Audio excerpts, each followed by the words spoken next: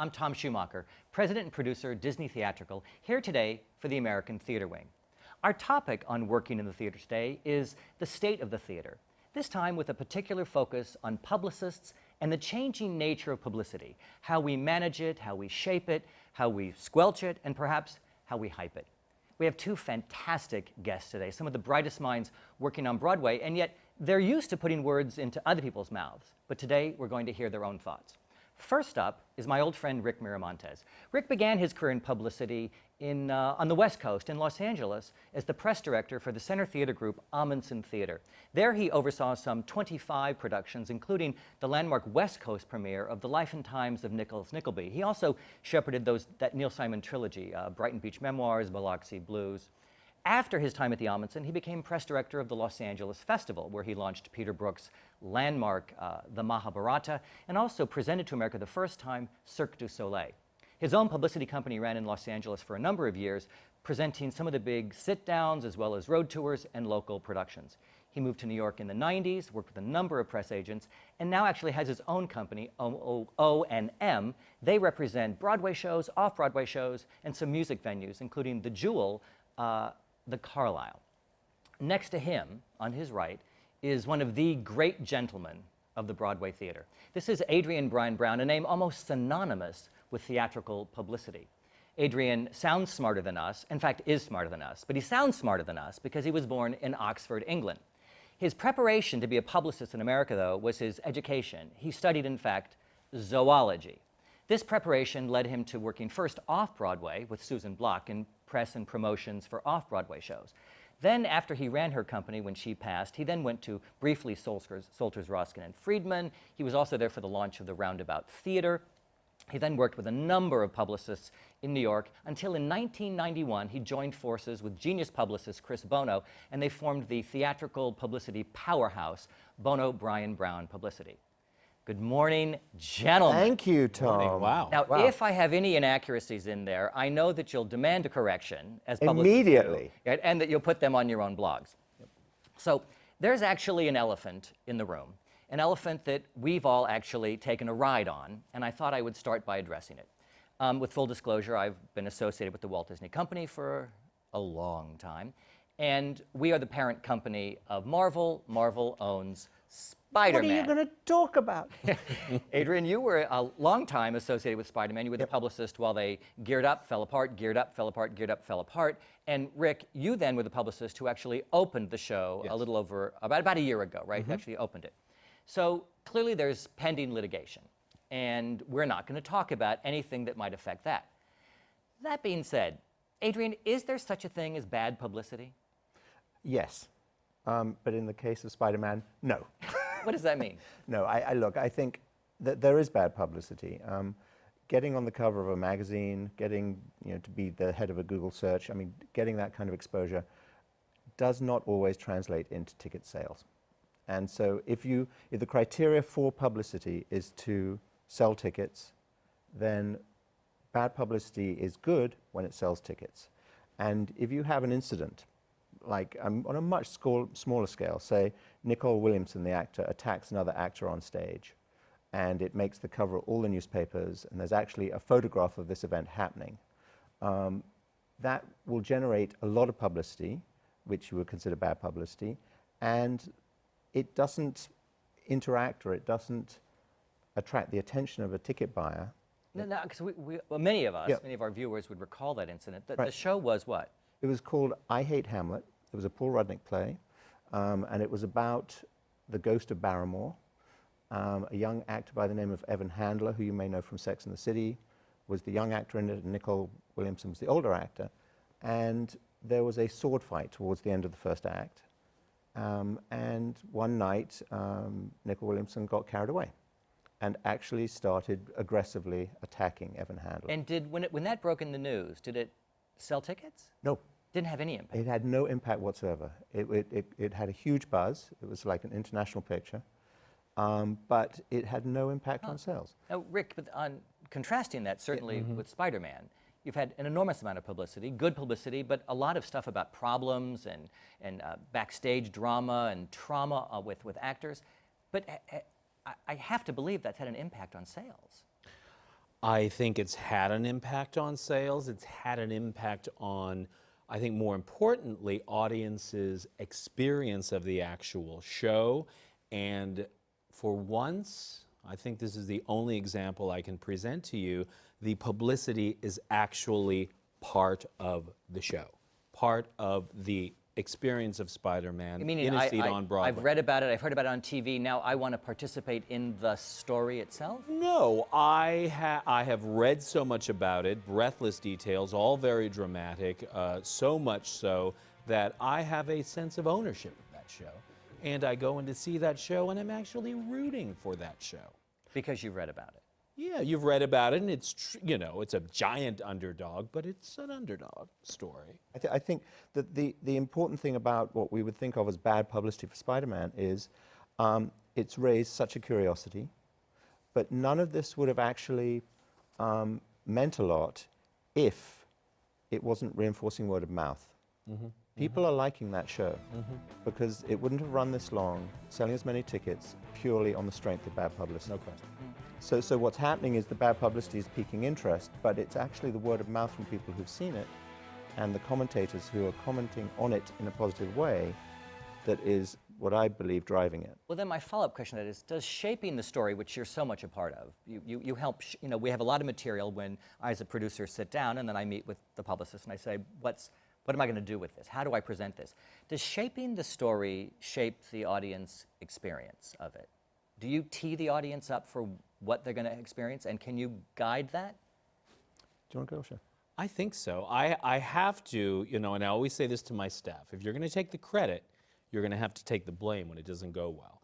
And another example of it, or an example of it not going well, is the recent production of Carrie. Now, we talked about shaping the story, and of course, the creatives were hyper concerned about the mythic story that exists about the gigantic bomb, the biggest bomb in the history of Broadway. So to give our viewers who watch this all over the country, yes, Carrie was one of the most famous big Broadway flops of all time, right?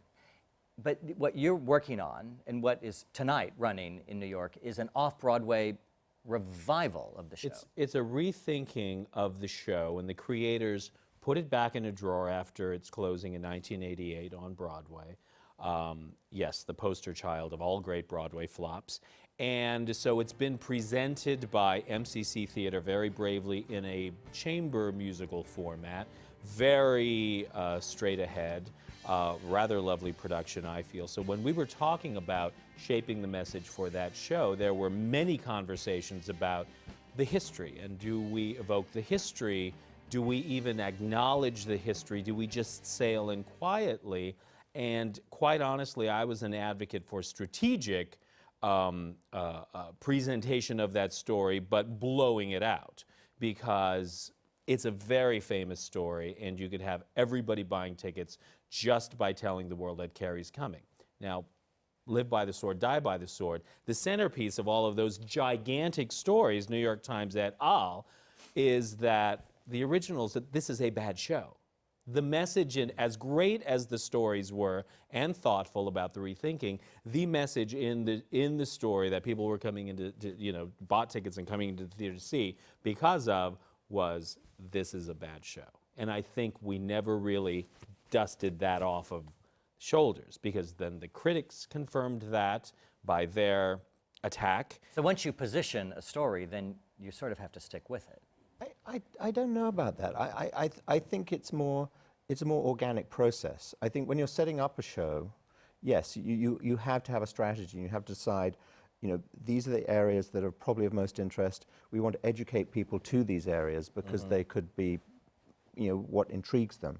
You know, the competition for attention is so great that you need to isolate very clearly the touch buttons, the points of interest. Yeah. And I mean, Carrie is fascinating because I believe that there is a good show in there. And I think the hope was that with a pretty great score and some great roles, that it should have another life.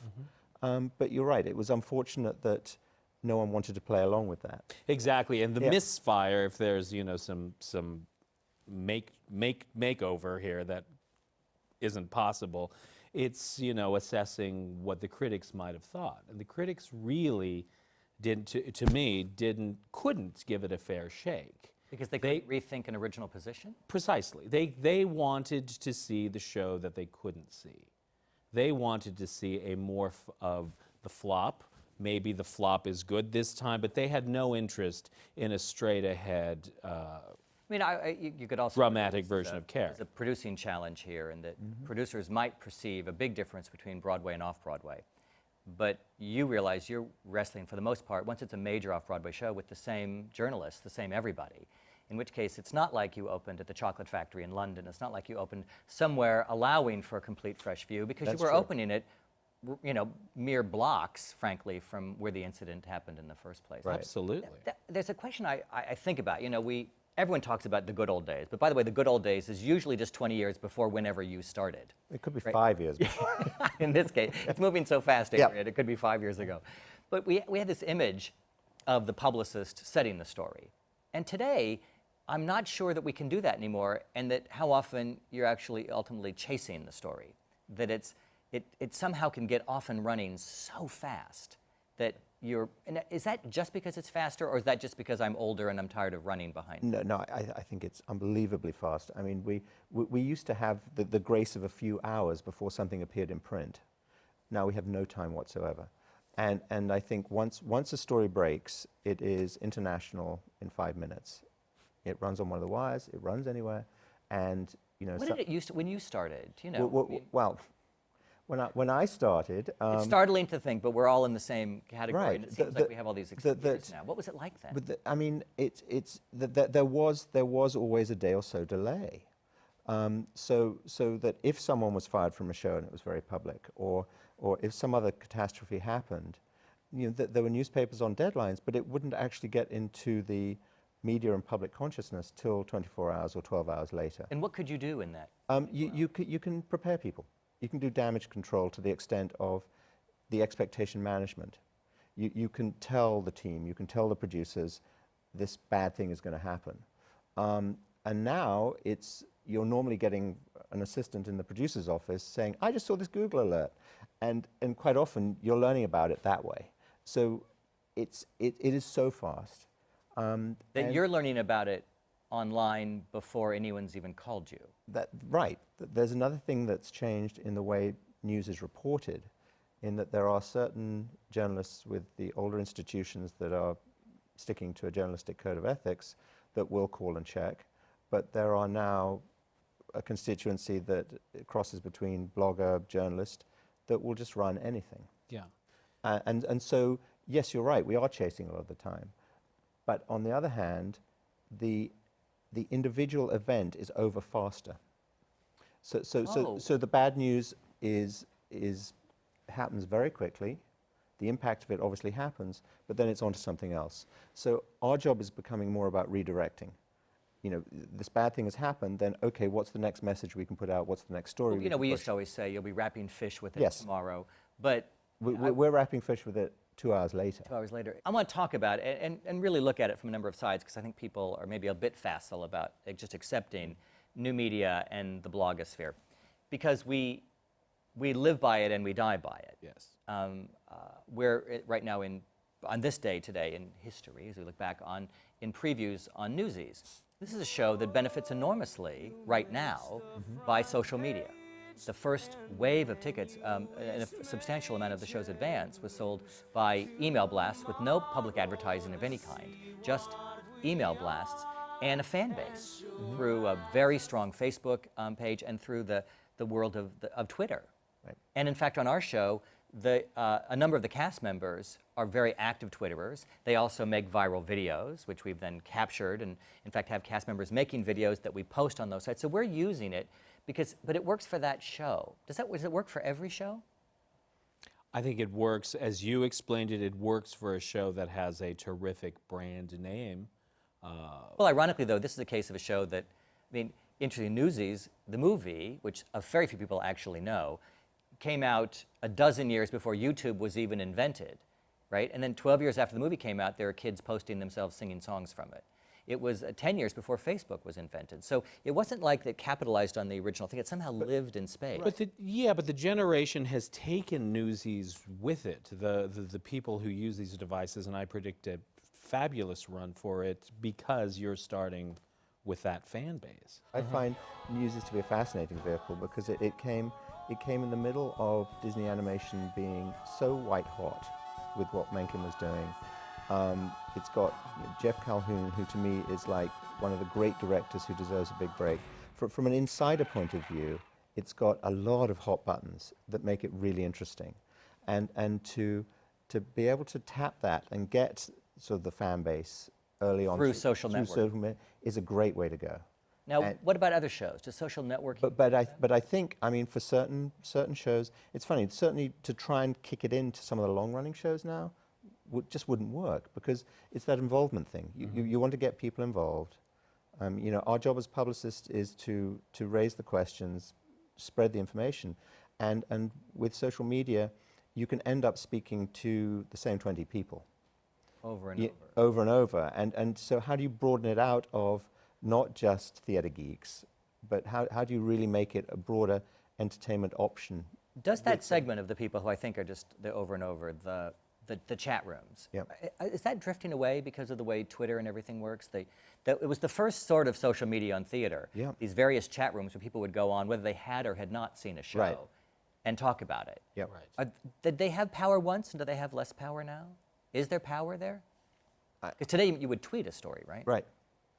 I don't think they ever really had power, but I do remember 3 years ago a producer calling, screaming, do something about that. Yeah. And they Because don't it's really even on the do chat that boards. anymore. Yes, negativity on the chat boards And about your first When is preview. the last time you had a producer angry about negativity on the chat boards? Or someone even mentioned the chat Last boards? week. Last week, really? Is it an older producer who hasn't figured out that Twitter is faster? No. I think what's happened is because the chat rooms were alone. I mean, Yeah. and they didn't have the competition of Facebook. I mean, Facebook and Twitter have created 8 million critics. Well, let's go to that because there's a positive when you can use this force. It's you know, there's something sort of mythic and comic book like it. Yes. When used for good, Right. And by the way, for good for us is ticket sales. okay? Absolutely, You know, always. someone else might say it Yeah. was having a rally in a square in a foreign country that is in unrest. There's lots of things you can do to advance your cause with it. But where does it bite us back? Negative stuff? Yeah. I mean, look, I think the thing about it is that it is so transitory that I go back to what I was saying earlier about how you're reinventing and reshaping all the time. So I mean, Spider-Man is an exception because there is opportunity for bad news to come about once a week. Well, you'd know. I mean, but I think in general, for a show that has legs and will keep going, the social media, if there's some negativity, it dies down. If there's some story. But now let's talk about the other side of the negativity of it, because it has had an impact on the way you deal with legitimate Yeah. journalists, certainly with what is a story and how fast is that story out there and whether they can break a story, right? Right. Because if that group is already talking about it in social media, how do you get the columnists and the feature writers to focus on something? Has it lessened the ability to sell a story to them? Well, it's certainly changed the dynamic. And with Spider-Man, you had the newspaper people who had the reporters and some critics who are reporters now, very cranky because they had really cranky editors who wanted the story and they just couldn't be on top of the story. Because it was happening so fast. But what is the impact on critics and the role of criticism in theater? Well, I mean, I'm sorry, just a quick follow-on to that and then get to that. I think what happened with what we'll call it the mainstream media is they became bloggers too. So that every report that goes into the New York Times appears in a blog version first before it goes into the print edition. And also the journalistic standards are different for that. It'll be more bitchy, it'll go away from what you'd think was Times style. So what we call what I guess I'm calling, for lack of a better term, and throw one to me if you can, Yep. but the legitimate press Yep. had had to turn to the blogosphere. Absolutely. So the blogosphere of just the person on the street, Vox Populi, I'm just going to share my thought, then affected the legitimate Yes. press by saying we have to blog because we can't print it fast enough. Yep. And then the blog article that the legitimate journalist has posted, NewYorkTimes.com, which is, by the way, I adore Yeah. because I can stay up to date with the news. That becomes then a legitimate article in the printed paper and a legitimate article in the online edition of the paper. Right, but it will, I mean, still, and this will change, but at the moment, the Times style is very much an older journalistic style in print than it is online. Really, tell me about that. Well, if you Artsbeat, say the column Artsbeat, will run an item announcing a new show, and it will be a much longer format than they'd give print space for, and it will probably, it might have, you know, announcing a new show, and it will have a bit that says, of course, their last show was a big flop, and put in all sorts of side editorial that there isn't room for in print, and also wouldn't be necessarily relevant. It's just more gossipy. And is that just the nature of that medium? I think it's the nature of that medium, and they realize that you can't just replicate the New York Times in online Correct. as the print edition. It's a different readership. It's skewing younger, and I think that's the direction they realize they have to go in. So then I'll come back to my other question. What Yep. does this do to the critics? All this, everyone's out there, first preview. We always say now, we open in New York on our first preview. Yeah. Because people do start to comment. Right. What does it do to critics? I think that the critic that still understands the preview process, which is essential as far as I'm concerned for the development of new work, is reading all of this, and that they are obviously absorbing all of it, and they're referring to it. I mean, they're running reviews that are contextualizing more than actually covering what they're seeing. They're talking about the fact that, you know, despite chatter online, this is a good show. Or they are, and I think that's also journalistic style is changing, that it's more important to report about the experience in your life as opposed to sitting in a theater and reviewing exactly what you're seeing on stage.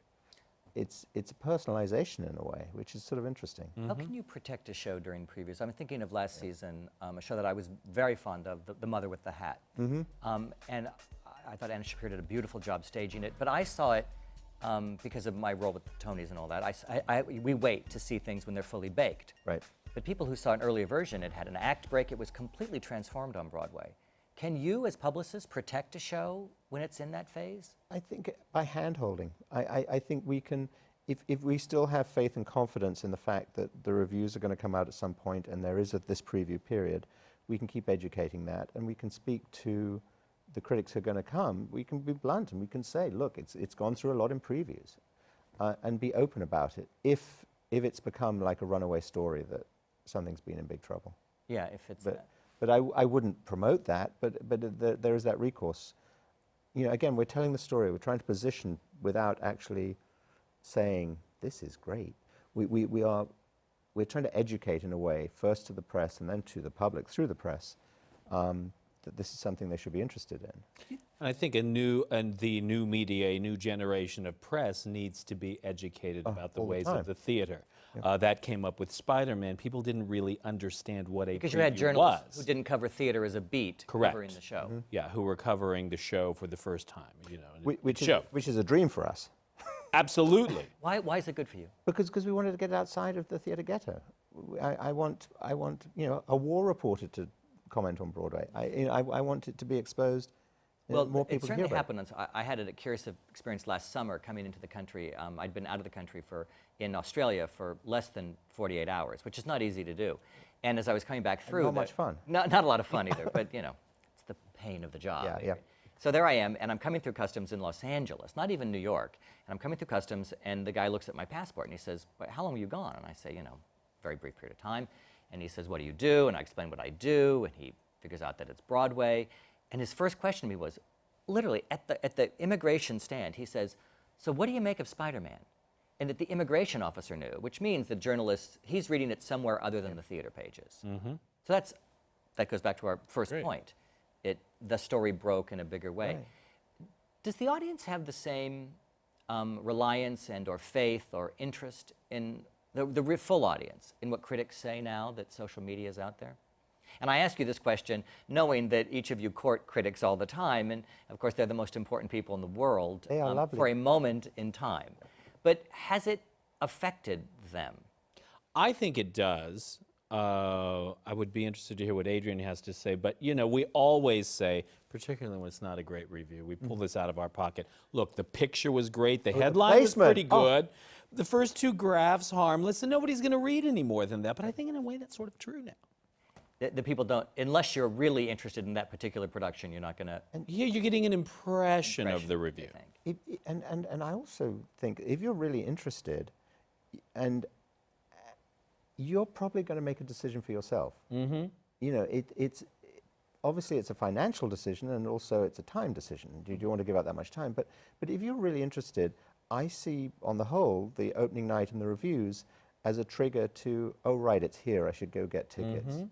And so yes, if every review is really rotten, of course it has an impact, because I think people feel stupid that you know, if you're being told by 10 critics this is a bad show and you still want to go, you've got to have real confidence in yourself, because So that's the sense of in the aggregate, Yes, all these together. Was it ever a time when if you just got that great singular review that you were just off and running and no worries? Yay, it's Sardi's at 11 o'clock. Oh, totally. We certainly don't experience that today. No, but because there's too many options. I mean, if you know, 29% of America is getting their news from pads.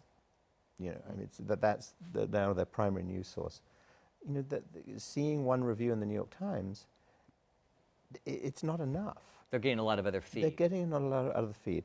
Now, that's not to say that still a great review in the New York Times, a motivational review, not just a review that says I had a good time, but one that says you must see this, does have impact. Yeah. If it's, I do wonder sometimes if it's the kind of show that appeals to people who care what critics have to say, because certainly a number of shows, including some that I've been involved with, did not do necessarily well with critics, but that went on to 13-year runs, you know, where critics might have beat up, because the public who wants to come to that show may not be critic savvy. Well, but also, and they're not going to read the whole review. As you say, they're going to look at the picture. I mean, they're going to...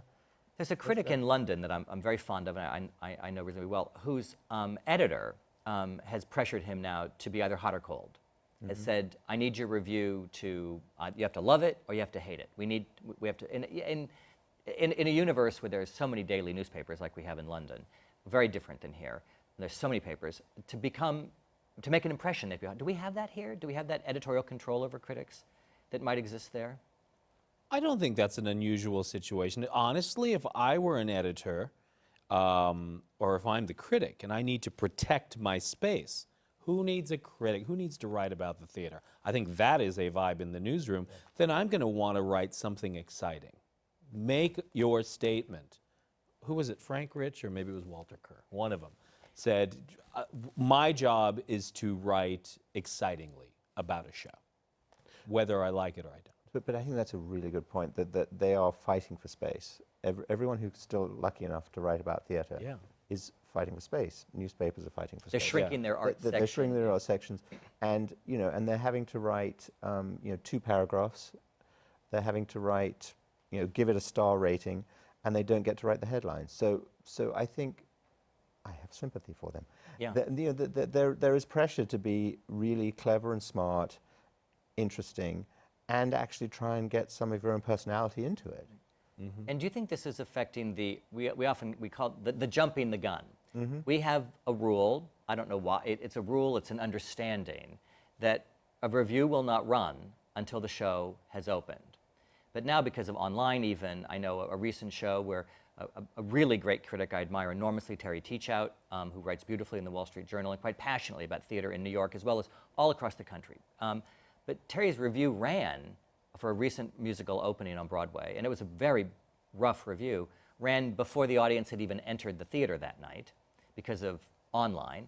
And then you had great, I believe Linda Weiner, who's a wonderful critic and an exceptionally bright writer, came how early to Spider-Man? Well, extremely early. It was really just a month and a few days after the first preview. And Jeremy Gerard, one of the elders of criticism at Bloomberg, ditto. Would you think he'd be grateful to be called? Elder, emphasis on it's the respectful. Do you, Is it a problem jumping the gun Yes. for you? Look, Do you think it's just going to become more and more? no, of course, because I think it goes back to that. There are more people commentating who don't have a background in criticism Right. and are just jumping in. They're blogging, they're tweeting, and so I think they also had to explain to their editors. I mean, the traditional media that understands the preview process and the opening night and so forth. They had to explain to their editors why they have to wait, and the editors don't get it. They don't get They it. say the show's running, and especially out of town, it's very hard to hold on to previews now. For a touring show, the critic expects to come the first night. Is it just an antique idea that we all? I mean, I know that we No, build our no, lives look, around it. I think in the same way that movies hold their screenings till right before they want to open, or they strategize when they hold their screenings. I think the point of previews in the theater is to give a chance for the show to be finished. Yeah. And that's totally open. It's advertised clearly. It makes a lot of people upset that prices aren't discounted in previews as they used to be. But the message is out there. No one is forcing you to buy a ticket in previews. Precisely. But it is an understanding that this is a time that the show needs to be finished. So would you argue that our job is to bring along a new generation of editors to understand this? Yes, no, Absolutely. I think it's a constant education, and and it is made more complicated by the fact that it used to be very easy because the critics all came opening night, they wrote their reviews, and it was in the paper the next morning. Obviously, newspaper deadlines and the electronic age means that doesn't work like that anymore. Mm-hmm. So, excuse me. So I think it's yes, it is. We need to protect the people who create theatre and the producers and the artists by insisting that their standard is stuck to. And you know what? Our recourse is we don't give them press tickets. But of course they'll buy. But one. you know what? Most of them can't afford to. Yeah, there's that wonderful Walter Winchell quote, where the Schuberts famously blocked Walter Winchell from ever coming to a Schubert show. And he said, I no longer come to the openings of Schubert shows, I come 3 days later when they close. Which gets me to the, Mark Twain, I think, still holds true, even with the blogosphere, never argue with people who buy their ink by the barrel. We even sitting here at the table, even recognizing ink by the barrel really means just the might of how theirs works, it means something, and we are all cautious. I have had interesting relationship with some writers at the New York Times, and yet one is cautious, right? We can't help but admit to the viewer watching this that we're all conscious that everyone's thinking, now don't step too deeply into insulting someone, because I'm going to have to curry a favor later from them. Because they have an enormous amount of power. But also, our job is to be of service to the press. And with Spider-Man, very oddly, I had a job to do in behalf of Linda Weiner, more so because they were getting pressure from their editors, and this story mattered so much to their career. And Linda, and she's now the reporter as well, Linda needed information in a timely fashion. So, you could imagine the odd position I was put in when they were trashing us, but I needed to help them get the story and get the story right. Idea, because sitting here, I do believe when I employ you, and curiously, in some connection, I've employed both of you, Right. Although neither of you are under the payroll today. I think. But I always think you're in service of me. But you're not. You're in service of the producer, as well as the director, as well as the cast, as well as the journalist. That's the world that we live in. To be of service to you, we have to be of service to them. It's a two-way street. Now, do you trade off? Now I'm not going to call Linda and say, Linda, this just went down. Run it. No, clearly. I will spin. I think we have to be, and we joke about the sleazy press agents and nefarious. That's a joke? Doings. Yeah. Look, but it's not just our reputations, but it's also we have to be the center of information. We have to be the place where, as you say, when something is going down with a show that's crazy, we have to be responsible to the journalist, who we may not completely trust, but we have to present as truthful and clear a picture as we can, even if that is, we just can't comment at this time. Mm-hmm. Because otherwise, what happens is, if the trust completely falls apart, then the journalist will feel free to run with anything, do anything. So it's not playing both sides against the middle. It's being honest on both sides. You got because it. in the long run, but also one show can employ you and ask you to do something that you know could be damaging for you. I mean, your agency is so respected and it's so major and it's got such credibility at Bryan-Brown. So you know that you can't let some producer be unethical using you. No, well, totally. And also the expectation management for that, producer who say, why are they writing this story? Well, this is what's happening. This is the context. This is the bigger picture. And, and sometimes, often, producers just don't want to hear that. Right. And so to me, you're right. There is. Are you put in an have you ever felt to be ethically compromised? Yes. No. I think, sometimes producers have said, do this or say that. And you have to just say, you can't do that now. If you do that now, the repercussions will be when it's found out or when it falls apart, will cause you and your show damage. Yeah, and for those of us that are here for the long run, I have an interesting relationship to it because within Disney, because it's a corporation in America, we come under an entirely different set of governance rules for everything that we do, how we spend money, how we invest money, much to the confusion of some members of the press and the audience in terms of how we have to track it and monitor it. And ethics is a huge piece of it. So we find ourselves keenly aware of where that line is, and we just don't go there. Right. But I do know more rogue producers, which I want to get to by leading this question first. How valuable is a quote? The quote from a critic to the selling of a show. Great quote make a difference? 5 great quotes make a difference? We certainly put them in ads, and we hang them on the front of the marquee, and we trumpet these quotes. And today, you had a show open last night, there's going to be a quote meeting today, or someone's having it right now, pulling quotes. Right. Do they really matter? I would say, and this is just For the audience, the quote of a critic. Right. Yeah. My personal opinion is, if there is a consensus, if you have run the table, if you have unanimous raves, and if you can communicate that graphically somehow, totally great. We have a play right now that's running off Broadway, Tribes, by Nina Raine, directed by David Cromer. One of the best things I've seen in a long time, and a hot ticket, and it did just that. And I think the ad that ran in the New York Times, not of great space, is hugely compelling. But normally I would say no. I think why quotes are valuable is it tells you the show's up and running. It's here. It's not coming soon. So that's a cause for action. But it's word of mouth. It's you are, whether you know who the critic is or isn't, a third party is saying that this is good. So if you know who the critic is or not, it matters. I think so. Which is leading me to my next question, because I think there's a handful of, really small handful of producers that I think are just extraordinary and really brilliant working on Broadway today. That just I look at them in awe. I love to watch what David Stone is doing. I'm fascinated by what he does.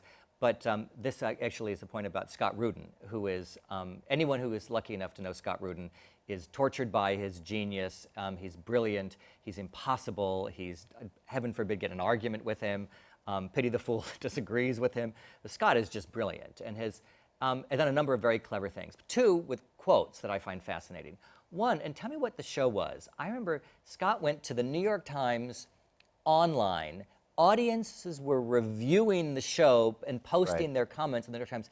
And didn't he extract quotes from there and attribute them to the New York Times? The Joan Didion play, The Year of Magical Thinking. It was Magical Thinking, Vanessa, yeah. So do you remember what happened there? Because there was some kerfuffle about... The Times got pissed off. I mean, they... But what drove him to do it? Do you remember? I just thought, I think what started it was, and I shouldn't be speaking for him, but as I remember, the Times started running reader reviews. The Times was soliciting comment very actively on their website. They're saying, what did you think, right here? And I think Scott felt that if the Times is soliciting people to write on their space, then it was fair game that if they said something positive, that he should be able to take advantage of that. So he would then run them as quotes from the New York Times. Yeah. And Yeah, Merrick-esque. yeah, no, has anyone done something like that which since is David Merrick? fantastic. Yeah. And of course, you know, the Times is like, you know, you can't do that, you can't do that. And I said, well, then, why are you inviting criticism from someone other than your critic, you know, in your space? Yeah. I thought it was a triumph. The thing that I'm fascinated by now is that here's Scott Rudin, producer of Book of Mormon, a gigantic smash hit on Broadway, and also a surprise hit. You know, I think people didn't see it coming. I think he made a lot of very clever moves with the show. And he's got these wonderful quotes. Every journalist said something glowing about it, my recollection is. And yet on television, for those of us in New York, he advertises it with tweets from famous people. Which to me is brilliant because you're getting outside the theatre ghetto. You're really going way broader. Now, with a project like that, it obviously has other constituencies because of, you know, Trey and South Park and that sort of stuff. But I think, you know, the whole goal for us as marketers is to reach beyond. And so I think, you know, he's got the New York Times, and now he's telling you that people beyond that Are responding to it. Yeah. It does seem it's an extraordinary invention that is just sitting there that he grabbed, and it's a version, I suppose, of the long-standing testimonial commercial. Yep. Yes. And you know, I've done a number of versions of testimonial commercials. I find them effective, and yet we may roll our eyes at it. The audience wants to find out what people are thinking. Tell me this: we spend so much time, you know, we're talking about critics now, but the spectrum you're managing most of all are feature articles. That's really the thing, because a critic comes once, but you both have long-running shows you're managing. Adrian, you've got some real long-running shows you're managing. What's more important, to set up a show, feature articles, or or the critic?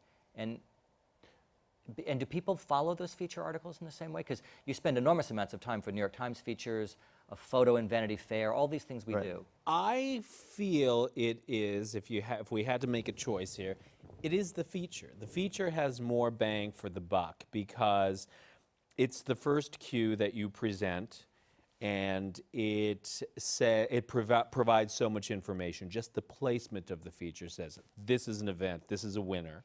The art and the background that goes with it, much more beneath the surface to me than a review. And there is messaging that you can do to let the audience know what this is about or what area to think about. I am very excited about, we're working on a project about Judy Garland's last engagement in London. Very interesting thing, but you know, it is what they would call a hard sell. An actress. Why is that a hard sell? Because it is an actress who is unknown. It is a play. It has music in it, but it is a play. It does have the brand name of Judy Garland. Of course, that's interesting.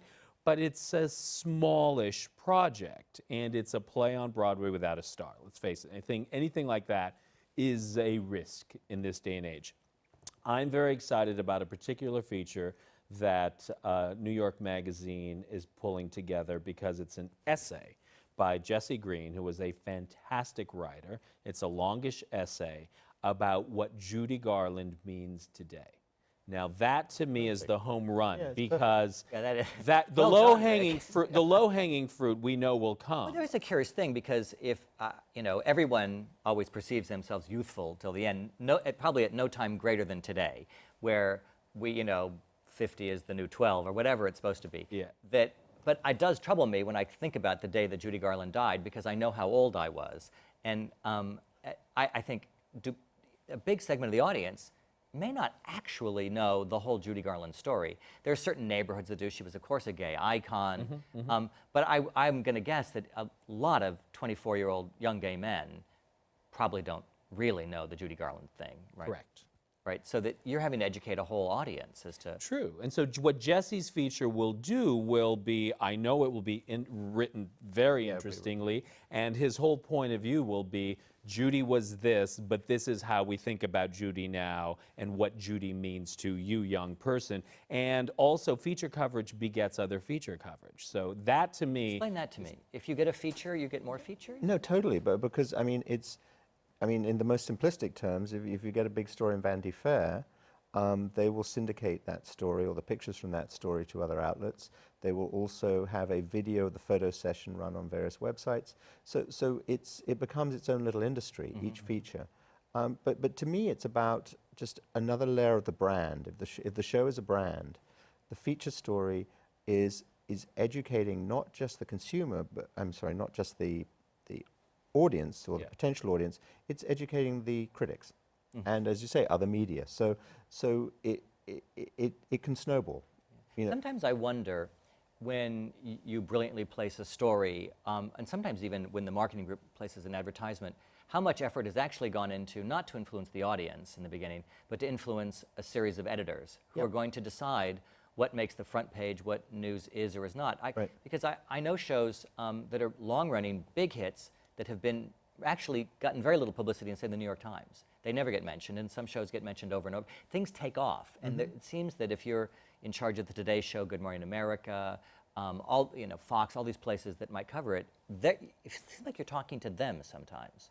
Absolutely, especially, I mean, with the big magazine features, a big spread in Vogue or a big spread in Vanity Fair will help you get a TV booking. Oh, so you need that to then get on the show because it makes, if they're in Vanity Fair, maybe I can get on. Right. Yeah, I mean, what does Judy Garland mean to me? Fabulous essay. I am fully expecting, and I'm only half joking, for Brian Williams to come a calling. I would expect that is going to bring Miss Garland right back to the national news. Huh. Yeah. But you're a good publicist. I made a list of people that oddly touch a story and sometimes can influence your life and your success, and that would be my life and my success. So I was just thinking this morning, certainly there's the journalist who writes the piece, we've been talking about that, there's the critic, there's the editor, which we've kind of gone around what editors do, because editors, people may think it's somebody with a pencil over their head correcting spelling, but that's not the editor. What does the editor actually do? I mean, the editor is making choices about what's going to run in the paper. They're actually assigning stories and making choices? Both. Both? But they're also, they're sometimes very resistant to it, and I think you have to work with a journalist to place the story, because our job is to. Meaning that the. I mean, the editor may not want to write about it, but he can't get his editor to I was going to say, yeah, the editor may not want to hear a pitch from us directly, in the sense of they may feel that it's too sort of commercial for the way they're thinking. I mean, every time you place a story in any media, it has to be complementary to that media. So you know, you aren't going to necessarily be able to place a story on, you know, something in the cooking section unless there's a big cooking scene in the show. So the compatibility factor means that editors are always looking to see, does it fit into the popular zeitgeist right now, the mission of the paper? How does it really fit into what they're doing? And our job is to make that clear, but sometimes it's better to actually go to a journalist to pitch it to that editor, who will be more open to it. But so that's editors make choices. And I know that I've had myself covered in a feature where there were all these wonderful things the writer wanted to say, and the editor didn't quite agree that they should. So they're shaping the story. Sure. Well, absolutely. Now, there's another person that I find so upsetting, is the headline writer. Who's actually doing that? Because sometimes you can have an actual good article, but the headline writer grabbed one thing. And Rick, I see you like rubbing your face. Because sometimes the headline is a disaster, and the article is okay, but they remember the headline. Right. But the author of the piece, the writer, didn't write the headline, correct? Correct. Right. Who's the headline writer? Somebody who reads maybe half of the article and spends 5 minutes on it. I'm only exaggerating slightly. So somebody spent months writing a piece, but the headline writer. Or you know, if it's in a tab like the News or the Post, it's just a cute play on words. Yeah. It could have nothing to do with anything. It could be a terrible review, but if it's a happy pun or something, it'll go there. How often does the headline make it better rather than worse? Is it a 50-50 game? Well, the tabloids, that's an art form, but I have. But the tabloid headline. Well, no, I'm sorry, I'm calling the Post and the News a tabloid, but no. Does tabloid even mean anything anymore to anybody? It used to being a certain level of No, I know. I think it's commitment to accuracy and it's a charm. very nice euphemism, like a paper you pick up in a supermarket. So there's the photo editor, or the headline writer, Yeah. and then I want to get to the photo editor. Right. Because I've been massacred by photo editors. Yep. Who gets to pick the photo? It is the photo editor. I mean, because we often hear complaints, like Sarah at the Times will. Sarah Krowich, who was Right. the photographer at the time. Right, right. She's sensational. We'll say, like, I can't believe they chose that picture. She'll make recommendations, but they'll. And who decides how big it is and where it's placed? That I think, that's got to be an editorial decision along with the photo editor, because, for instance, today, Hunger Games opened, and that was going to be a natural on C1 of the New York Times to be a half-page picture on top. And Jesus Christ Superstar opened, and that would obviously be lesser, because it's, in the grand scheme of things, in the Times' mind, one is a local event, one is an international event. So I think the weight of the stories on the making up of the page will decide the size. Certainly the front page, and Spider-Man has had its wild share of front page New York Times stories, which is very unusual for a theater story. Is that because of the attractive photos? Well, there is a message that you ain't getting your story unless the art is great. And there was a moment pre-previews, where there was a lockdown mentality in that theater, and Sarah couldn't get her shot, and we were penalized for it. Because you didn't get good placement then. And it was, ironically, the big, pre-opening story, and it got short shrift because your she didn't producers have the... didn't want to give her access for photographs. Correct. Well, there is a vulnerability thing of letting someone just come take whatever picture they want of your show. No, and I think that's something we talk about a lot, and we do restrict it. We say there's certain scenes that we don't want shot from shows. Yep. I mean, we think it through. Yeah, in terms of, so you have a dialogue with the producers and the director, presumably, on some shows, and then with Sarah to say you can or cannot shoot this? We don't do it. We don't have a dialogue. We just say the producers request that you don't shoot certain scenes. I wouldn't want to put her in the situation of having to negotiate. Yeah, I see. And is Salesman yours? Yep. And did you restrict photographs on Salesman in some way? I mean, Death of the current production, Philip Seymour. Right. In honesty, it's my office, and I'm not working on it directly. But there was I think, a decision to just provide photography. And black and white photography. Yeah. And that was our dream. That was a producer's decision, and frankly, that's a, if you like, it's a gamble, because you may have the problem with placement. Yeah, they might not. They may decide, no, we're not going to, or whatever. But that was a producer's decision. I'm curious, as we get close to the end of this dialogue today, about turnarounds. Your ability to take something that isn't going well, or something that's a long run, something where and completely turn it around. Do you have an example of that? Because I've seen it happen, and not necessarily immediately. The one I have in my head was a slow turnaround, but where the public perception of the piece changed over time because of what was written or seen about it. Right. Have you ever been involved in one? When I've observed it, it's been a collaboration between advertising, marketing, and press. I think if you're trying to redirect a message, we can put out the editorial stimulus, and we can make the suggestions, and we can even show the evidence of it. But it needs the weight of marketing and advertising, everyone together to do it. Have you, Rick, ever been involved in a turnaround? I think Spider-Man was, because I always thought it was going to work. I always did, and we never lost our cool, and I think that was the one thing we contributed to the enterprise. But after... I mean, publicity. The publicity office. But after February 7th, when all of the critics finally descended on the show and lambasted it in previews, I thought there was a moment that when I thought it's over. It's over. And nobody folded.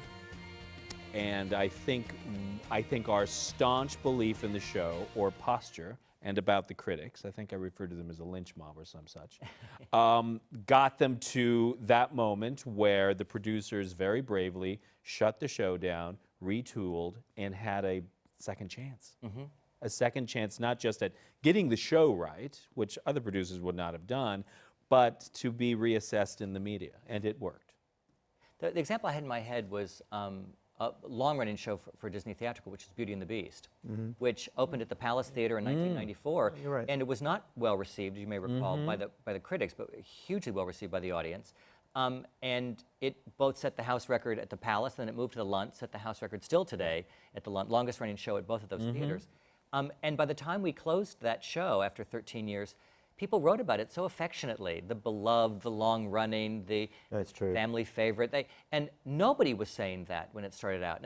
You know, that also could just be being venerable, you know, last man standing game. Yeah, it's funny. I didn't think of that because I always remember that there was always an affection for it. You know, so it wasn't one of those ones that was getting jabbed all the time. You're right. It got a horrible reception at the beginning, but it became part of the landscape, but a happy part. Yeah. And so. Would you ever encourage someone to be a publicist? Absolutely, and you know, I have a great success rate with hiring interns.